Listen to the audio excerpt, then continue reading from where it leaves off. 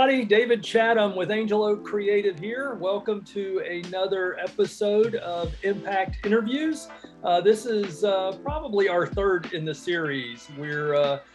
These interviews are part of our 10th anniversary at Angel Oak Creative.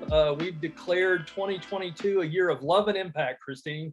So welcome to this discussion. Really, these impact interviews are just meant to highlight some of the leaders in the nonprofit community and to talk about what impact means to them, what their work does to impact our community, and just kind of impact in general. What does that mean to you and that sort of thing? So I want to welcome Kristine Sloan. She's Executive Director of Leadership Triangle. Welcome, Kristine. Hey, thanks for having me. Oh, my pleasure. Tell me a little bit about yourself and about your role at Leadership Triangle, what you all do and how you do it. Yeah. So I'm from the Triangle, born and raised. And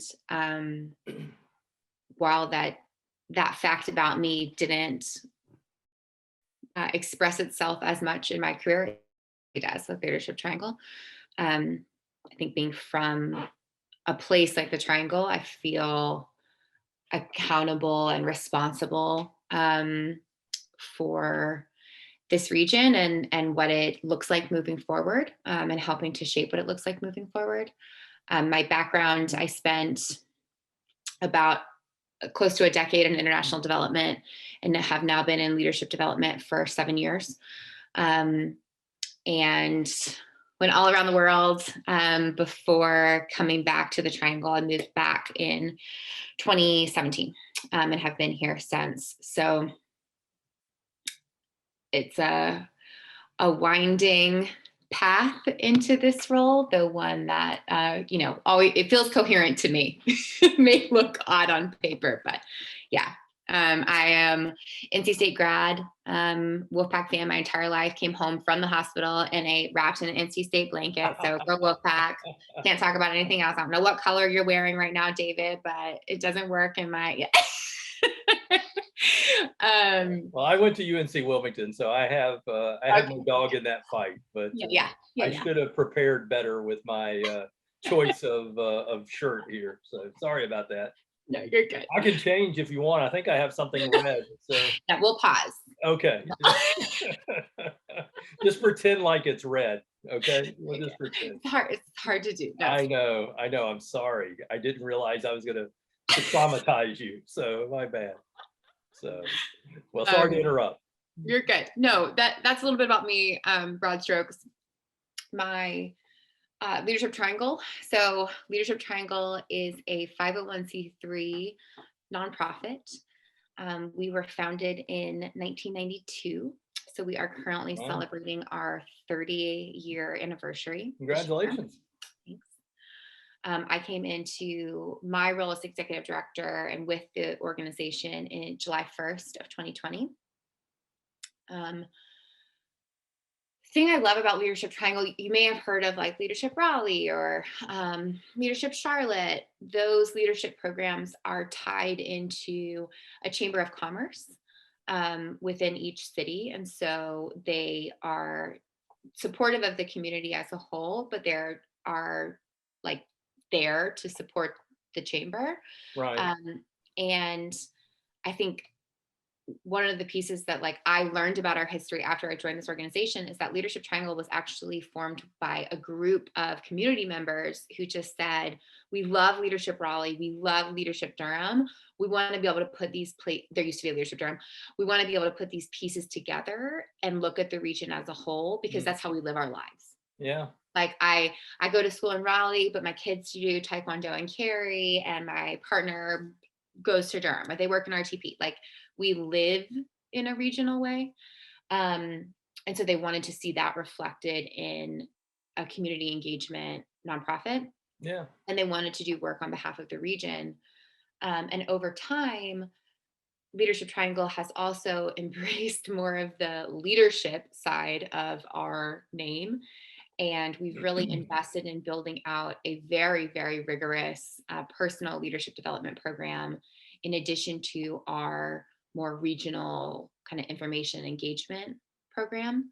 So now we have 2. So I like to say we're doing the work of building up leaders, finding leaders in the triangle, amplifying the work they're already doing, really supporting them in their journey. But then we're also connecting that personal development into community engagement. Yeah. And so what does it look like to be accountable to a community? It's not just you, it's not just you and your company, it's what's your role in this community as a whole, and how Right. can we thread those 2 together? And that's what we're doing. That's what we're trying to do. And that's the impact, right? So Yeah, that's that's the goal. yeah, that's right. That's why and that's why we're here, right? It's why leadership? Why did you lean into that instead of any other cause that was worthy? You know, there's plenty of them, but why leadership? What attracted you to that kind of space? Yeah, when I was working in international development, I had the joy of working with a lot of different small social enterprises, nonprofits. I founded a company. Um, and I was working in models that were really impactful, that were really working, direct service models specific to an industry or an issue area. And in all of these, the thing that became abundantly clear to me over time was you can have a great model, you can have a great framework for your company, you can have the best product out there, but if the people in your organization are not doing the work, and I mean the internal work, it will never succeed over the long run. It just won't. You can't get around the people factor. And I realized that if I was encountering this, I had spent my entire career in the impact space, social impact, social services. If I was encountering it there, these are the places where we're saying we're trying to make progress on issues that matter most to the world. Well, then we need to be doing the work to invest in the people who are working on those issues. Otherwise, we're just going to be replicating all the systems of harm in the organizations that they build. So that's what drew me to it. That's actually what's kept me in it too. Yeah. I just see that over and over again. And of course, my dog's barking, so we will ignore that. Act like it's I not have there. a hound dog. Maybe my dog will hear you. I've got a Yorkie, so yes. We say little dog, big mouth. You know, leadership though, I think when some people think about leadership, they think about CEOs or presidents of companies and all, but that's not all the kind of people you work with, right? In Leadership Triangle, you work with people like me, right? Who are at the kind of the bottom of the totem pole, right? Who are also, a leader in their own way, right? So can you talk about what that leadership kind of looks like for your average participant? Yeah. It's such an important point because the way I define leadership and think about leadership is it's people who are willing to be first, or they are they start something. It's a piece of courage and bravery, I think. And it has much less to do with the position of that person in an organization and much more to do with their character and their willingness to shape the organization to be something different. And so I often think when we talk about leadership, we actually see leadership embodied more frequently across an organization than we might in its C-suite. Yeah, I agree. I've spent the last few years working on a master's degree focused on leadership in a faith community. And, the thing that it always seems to go back to is that anybody can lead. In terms of, being in a position of leadership, it's how you engage that and create, how you build trust and how you exhibit character and, how you live by example, right? And those sorts of things. And some of the best leaders have been the ones who have been, on the lower echelon of the corporate team or the nonprofit team, but are setting the example of what it means to be committed and dedicated and impactful and all of those things. So I couldn't agree more. Yeah. One of the things that impact, we look at impact and, as we try to define that, you and I kind of just briefly touched on it before we started the interview here was, how does leadership influence impact, right? What is the connection there between leadership and impact? I know I haven't given you a lot of time to think about that, but and maybe that's just something you think about all the time. I don't know, but is that, what is that connection? How would you describe that? Yeah, I mean, impact is created by people, right? Yeah. So at the heart of anything that's making a positive impact is a person driving that. And I would argue if we can express more of the value set that individuals carry in the work that they do, we will inevitably see more good in the world. I also think, to the point about leaders being, the first to do something or the one to call something out, like those are the if you look back at history, those are the voices over time that have changed our minds collectively on something. And I also think, the decisions that we make as individuals have huge impact. Like, this is a very small example, but at Leadership Triangle a couple years ago, we created a paid parental leave for the first time in the organization's history. And I explicitly made it so that it wasn't maternal leave, that it was parental leave. Whoever, I want you to be with your children if you want to create a family. And that can look in lots of different ways, any type of way that you bring a child into your household, right? And we have a team member who is taking parental leave this year. And I think we didn't have that 2 years ago. And so that's small impact, but it is very impactful for that person and their family. Yeah. And when we have these big kind of policy level systems conversations, it's that's a bunch of people making choices that add up. And we need to be, I think, paying attention to the systems level, but also paying attention to all the individuals at these small different levels. I think I learned this from Seth Godin, but he says, people like us do things like this. And he's talking about how you shift and shape culture, and you shift and shape culture by enough people saying, we are the people and we do it like this. Yeah. We do have paid parental leave. We do have flexible work hours. We do care that, all these things, and that's how things change. So, right. But it takes somebody to lead that effort, right? I mean, that's the challenge, is that not everybody feels equipped. Some people may not feel safe to lead. Some people may not have the capacity, right? I mean, they're tapped out. So, and again, I still think they can have an opportunity to lead, but just in maybe not what we consider the traditional leadership role, right?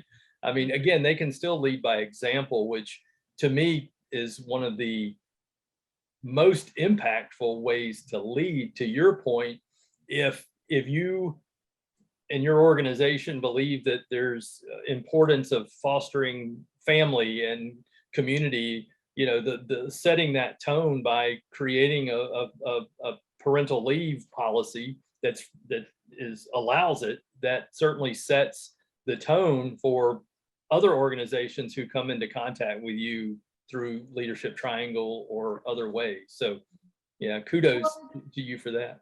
It's also, I think, I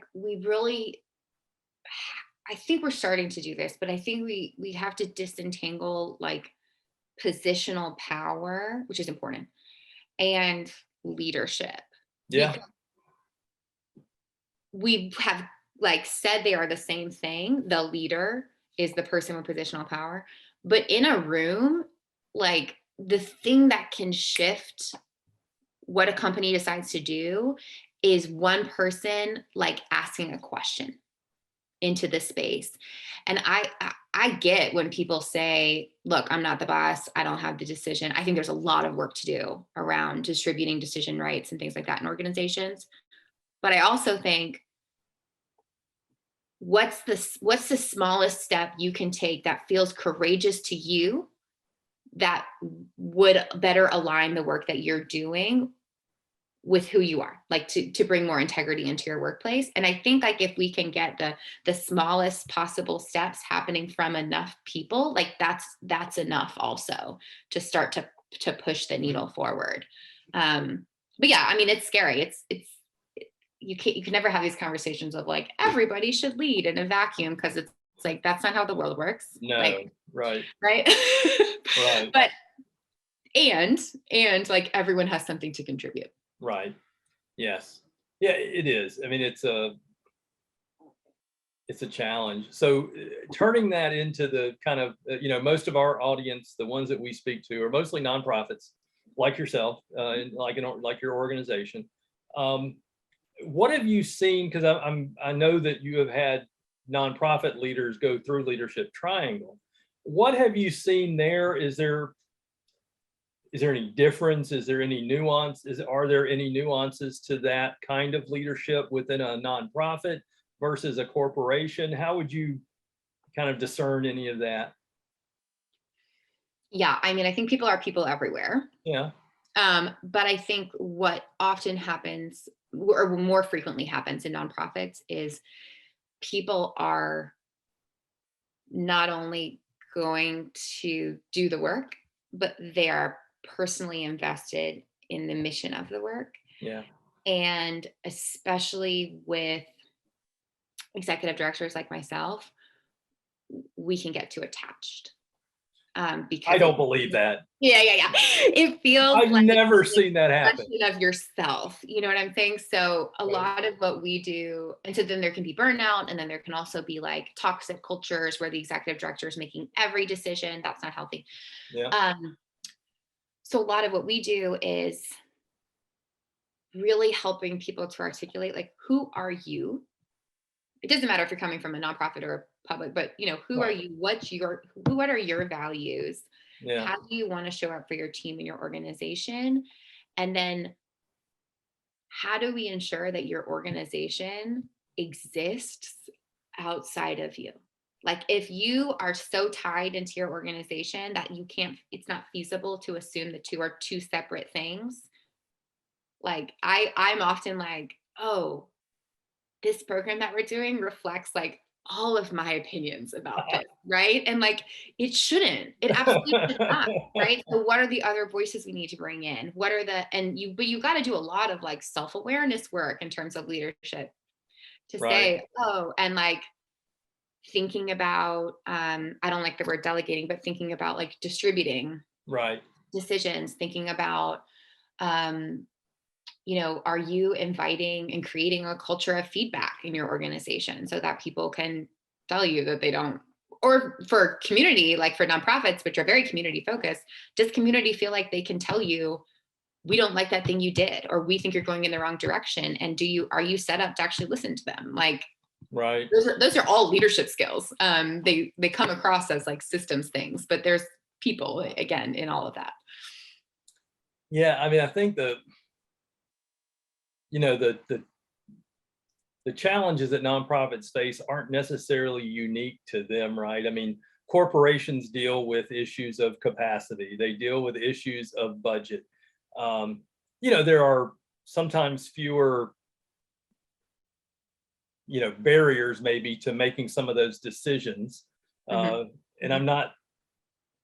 I don't want to demean board members because they're very important, but you have a system that within a nonprofit that isn't necessarily as lean sometimes as a company could be. So what's your experience either as an executive director or as someone who's involved in helping to equip leaders of how to negotiate or to navigate, I guess is the right word, to navigate those challenges, those barriers, those kind of bumps in the road that come up? What does that look like?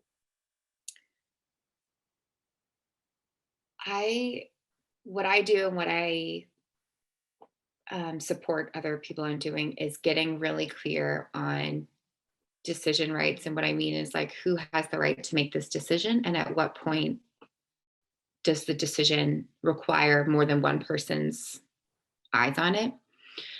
And I do that with my team. So pretty much every decision we can make has been mapped out. And so there are most of our decisions, we're not having to ask another person. So you could talk to somebody, they say yes on the phone, period. That's the yes, because they have the decision right over it.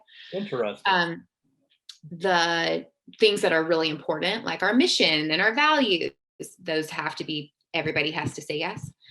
But then we have done that work also with the board. And so the thing that, like, I love my board, which is very rare. I truly do. I'm not even saying it. Like, I truly do. I have been a nonprofit executive. And I love boards too, by the way. I'm not disparaging. No. I don't love all boards. No, that's not the thing. Well, I think that the structure is like very broken, but right. I love my board because my board has said, you know, if you want like a 3-foot level advice, sure, we'll give it to you, but why are you asking? Right. Like, we want to be engaged at the strategic level. We want to be engaged in partnership building. We're in this because we believe in the mission. If we thought we wanted to do the work, we would just work for this organization, right? And so there's a very clear delineation of like how everybody is stepping up to support the mission, which we are all aligned on. And right. That, I think, is like, I have experienced it to be actually very like generative. Like, I feel like when I meet with my board, there's like all these ideas bursting. I'm like, yeah, how do we do that? Let's make this happen. Let's blah, blah, blah. Because they're not expending energy on worried about what that picture in the brochure looks like, right? Correct. No. like never, you know what I'm saying? And so right. But I think that's because we've said, you've set those expectations. Yeah, from the front. And I think that, but it gets hard because, you know, this is my board now, but they have 2-year terms. So will my board in 2 years feel that way? I don't know. So I think that's where it's harder. And it's a lot of work to both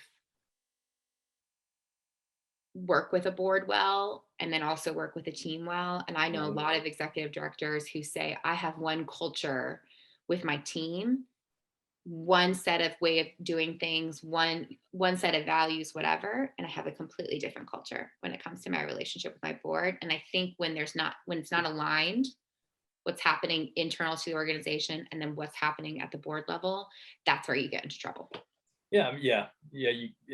If you have to shift the way that you're operating, you know, between those two, there's probably a red flag there, right? So. Yeah, and you help. I mean, I'm curious, like, y'all work with nonprofits all the time. You know, when you're doing fundraising, do you ever see, like, if a board says, this is the story of the organization, then you talk to the team, they're like, this is the story of the organization. You're like, these are not the same. Yeah, no, we run into that often. I mean, that, you know, and I appreciate your insights and suggestions. I'm going to steal that from you. You know, I think setting those really clear expectations with the board is critical to see. For one thing, if without clarity comes confusion, right? Yeah. So, you know, if you haven't created at least some idea of what kind of structure you're working within, then you're asking for trouble, right? It's nobody's fault but our own if we set that kind of culture up. That said, you always have, you know, not always, there's often times that you have someone who goes rogue or whatever, right? And you deal with those situations as they come.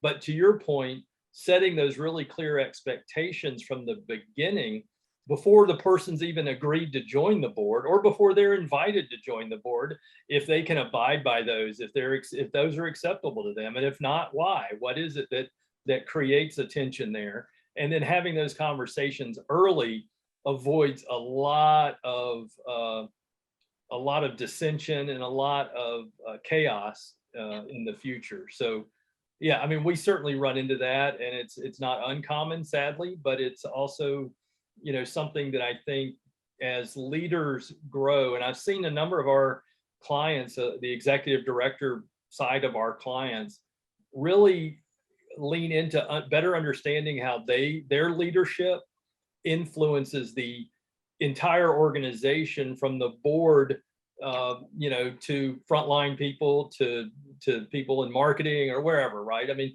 it doesn't matter. So I appreciate that advice and that experience that you shared, and definitely will put that to use. Look at you being a leader. So,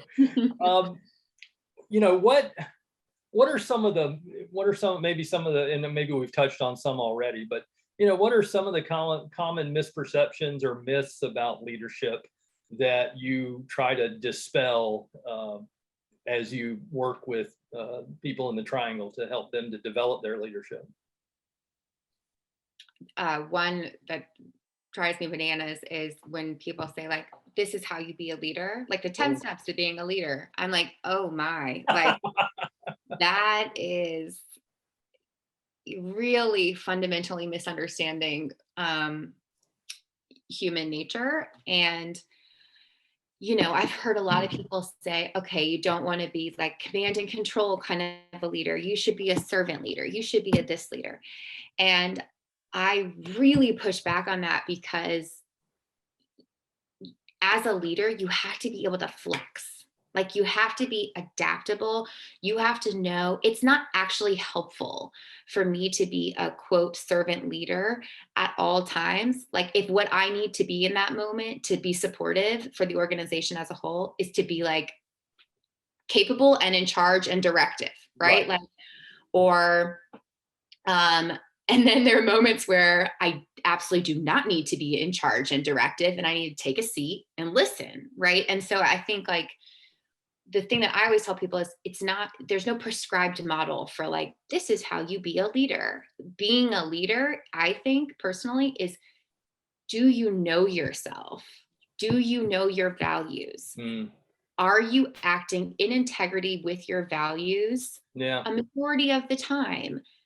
Do you have the self-awareness, the skill of self-awareness to know when you're likely making a decision out of anxiety or ego, and try not to do that? Like, do you have the empathy to say, not everyone in this organization is like me, and so I'm going to adapt my style to better support the members of my team and my colleagues? Like, my colleague doesn't want to process information on a call. They want to think about it, and then they want to come in. So, okay, we have to change the way that we work to better accommodate their needs. Like, that to me, it's like instead of leadership as like, check this box, I'm now a leader. It's like, leadership is a practice. It's a practice, and you have to engage it at all times. One of our old faculty members, Colonel Joseph LaBeouf, he says, leadership is hard and it's inconvenient.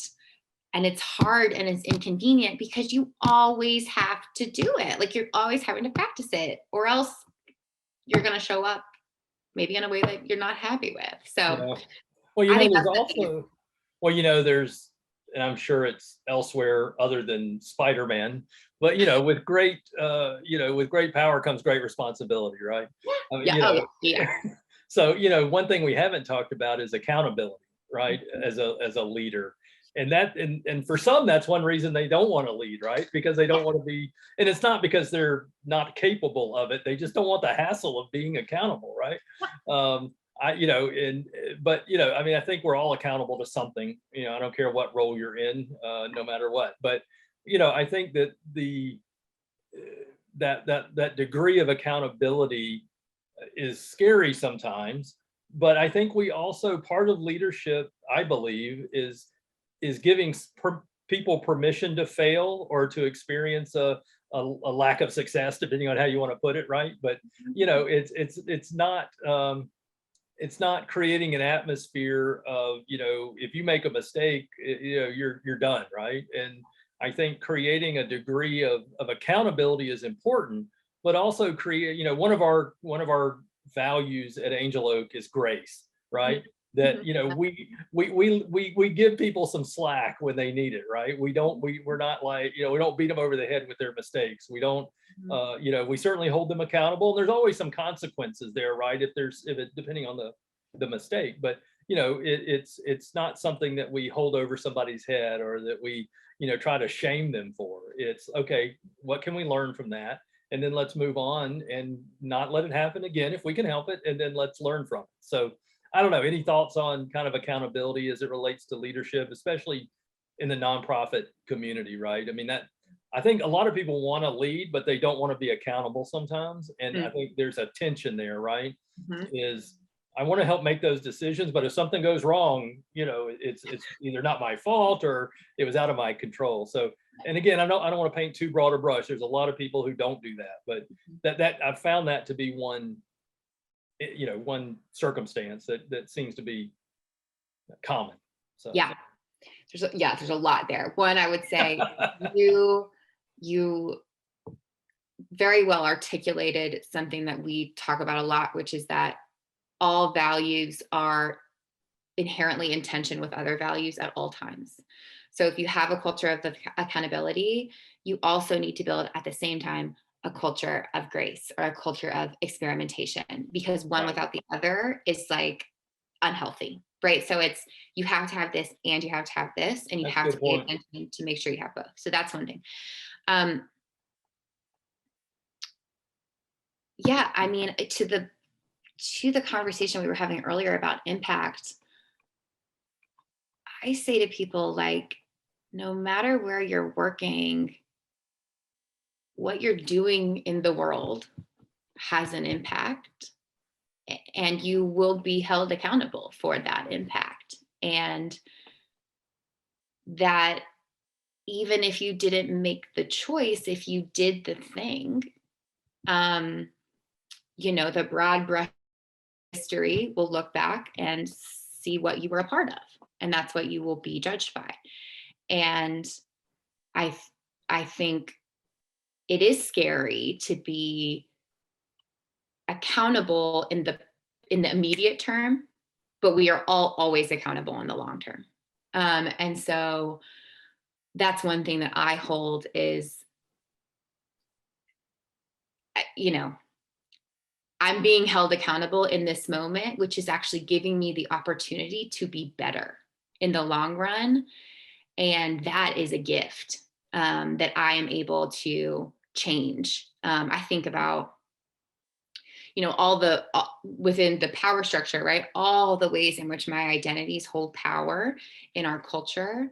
And I want to be in places where I'm being held accountable, because it means that somebody thinks I'm capable of changing and creating more space for others around me to have power and accountability themselves. So like, I think it's just a reframe of accountability as a bad thing, and more of a accountability is an opportunity to be better. That's great. Yeah. Well, thank you. What's next for Leadership Triangle? You have anything kind of big that you can reveal here, or maybe you can give us a little, give me a little, drop some news on us here, or anything new coming up this year that you are excited about, or you know? Yeah, so we've got three things. One, we've got Thrive, which is our big public event. It's coming up in a couple weeks, April 8th. It's sold out. Wow. We might have some waitlist tickets that are open, but it's sold out, I think, because people really want to gather together. That's great. So that's exciting. Congratulations. Thank you. Our fall Transforming Leaders program, which is our personal leadership development program, applications open on May 1st. You can sign up now to be notified when applications open. I anticipate it will sell out very quickly. The wait list is like 2 times the size of the cohort. Wow. So we might do a spring cohort. So those, keep an eye out for those on May 1st. And then we are launching a new program, a new partnership, where we're going to be supporting community activists and organizers from across the Triangle, really helping them to get connected, collaborate, share resources, and be supported in their work and community engagement. And that project will launch at Thrive, but then it will launch publicly in about mid-April. So we're looking to bring in anywhere from 150 to 1,000 leaders into that work. So the way that you could stay abreast of all of that is leadershiptriangle.com and subscribe to our newsletter. We'll share it out. Awesome. So that was my next question. How can people learn more? I guess actually before that though, if someone's thinking about this, who's eligible or who should think about participating in Leadership Triangle? Great question. Yeah. So for our Transforming Leaders program, the one this fall, really with all of our programs, but especially for Transforming Leaders, again, because we're not prescriptive in our model of leadership. We are looking for an articulation of what people want to learn, how they want to grow. And then what we do is we look at that and say, well, this is the content that we offer. This is the experience that we offer. Is there alignment? Has absolutely nothing to do with what position you hold. It's, do you want to show up? Do you want to do the work? Are you interested in learning more about your own values? Are you interested in putting those into practice in your workplace? And if so, you're probably a good fit. Do you live in the Triangle? You have to live here. The other program, our regional program, which will happen next spring, 2023, which we're doing right now, is really for people who want to get better informed or engaged within the Triangle. So maybe people have just moved here, or people who have been working in one issue area for a long time and they're ready to like pick their head up and be like, what are other people doing? Or people who just got into a community engagement role at their company. Right. The regional program is great for all of those kinds of people. Right. So those are two programs, the two different kinds of groups that might be a good fit for them. And if you would, one more time, how can people find out more on your website, maybe social media? What does that look like? So leadershiptriangle.com is our website, and you can find us on all social platforms at Leadership Tri, TRI. Okay, great. Yeah. Well, Kristine, thank you so much for all you do to make an impact on our community, for helping our leaders be better and for helping to build new leaders. So definitely making a difference. I've heard and seen so many great results of the work you're doing. So thank you for that. And we wish you all the best. Thank you for your time. Thanks, David. Good to talk to you.